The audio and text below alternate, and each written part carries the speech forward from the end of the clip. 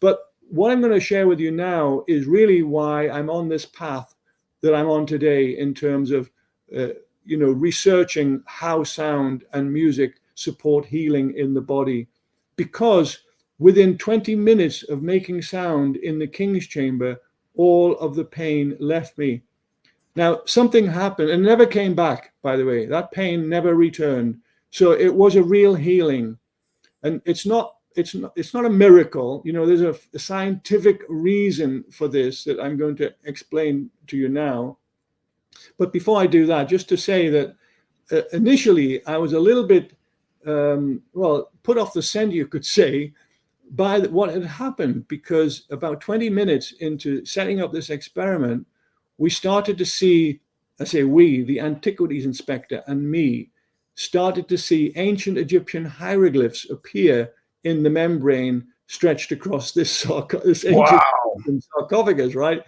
And this was like, oh my God, I don't believe this. This is like, these things don't happen, but it was happening. And so the antiquities inspector, who initially had been standing up against the north wall, filing his nails and looking across at me with a very bored expression on his face, and probably thinking this Englishman is a bit, not quite right in the head, but he's paid all this money to come and do these experiments. So yeah, he's not doing any harm, let's just let him do what he's doing. But now he saw this hieroglyph, and it was large on the membrane, and it was snaking, literally like writhing like a snake. And it was the backbone of the god Osiris. This is the Djed pillar, D-J-E-D pillar. And there it was, in all its glory.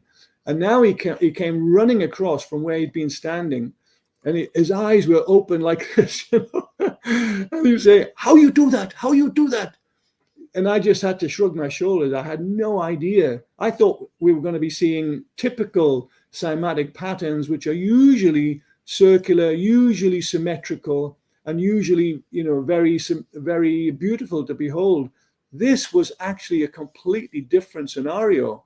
Here we had a hieroglyph, and he recognized it. I recognized it. And now he was saying, well, how can I help you? What can I do?